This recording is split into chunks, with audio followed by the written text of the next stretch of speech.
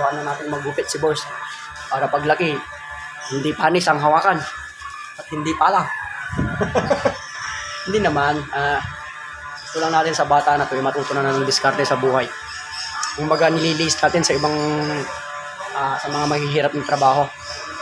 Kaya tinuturuan ko na siya ng mga alam kong diskarte. Para hindi siya mahirapan.